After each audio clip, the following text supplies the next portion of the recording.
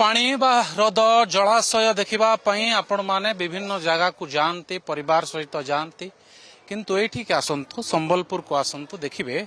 जो ठिकी जीवे से पानी वर्षा हेले बस स्टैंड रे पानी और पानी ये देखंतु चित्र ये होची बस स्टैंड अईठा पाली स्थित ये होची गवर्नमेंट बस बा आम बस जोटी रुहे सही बस स्टैंड केमती बस लागिछि बस तले पानी अछि एवं केमती साधारण लोके पानी रे जीवा आसीवा करूछंती डेई डेई ये चित्र निश्चित भाव रे समस्त को आश्चर्य करुतबो भाई केते असुविधा होची ये पानी पई बहुत भाई असुविधा होची एटा गला बेले पैंट भिजी जाउची पैंट भी होता भिजी जाउची शूज पिंधि देला शूज भिजी जाउची एटा कोन ता बाहर पानी नहीं और बस स्टैंड भीतर पानी बस स्टैंड खाली अछि बस स्टैंड डाउन अछि जेते बेले रास्ता ऊपर बस स्टैंड को उठाइबा पई सेटा कहूची देखु साधारण जनता बा साधारण युवक जने जानिछंती जे ये रास्ता जोठी अछि रास्ता ठारू या डाउन अछि किंतु जो वैज्ञानिक बा जो इंजीनियर याको तयारी करिसंती बा जो ठेकादार याको तयारी करिसंती से ठेकादार केमती जानि पारले नाही जे ये पानी एठी जमीबा गया ये पानी जमी छी आपण पाद धोउछंती ये स्थिति कोन कहिबे प्रशासन एटा बहुत असुविधा होछि आज्ञा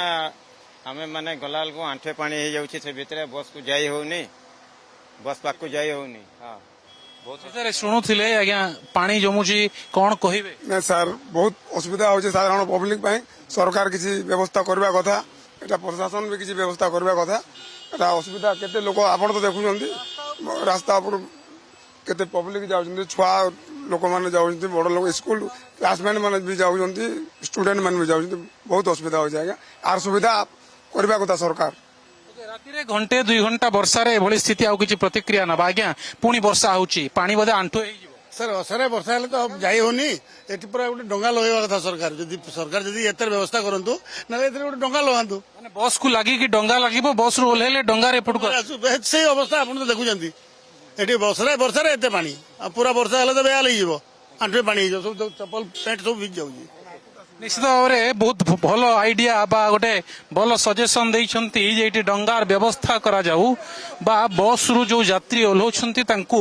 डंगा सहाय्य रे बाहर को अणा जाऊ ये देखंतु पानी राति रे 2 रु 3 घंटा रे अवस्था वर्तमान वर्षा बढ़िबारे लागिछि वर्षा पुणी आरंभ हेलानी तेबे एटी स्थिति कोन हेबो आपण माने चिंता करंतु ये स्थिति आहुरी बेहाल हेबो एवं प्रशासन कोन करूछि देखिबा कथा संबलपुर वीडियो जर्नलिस्ट सुब्रत गोसाली होता कनक न्यूज।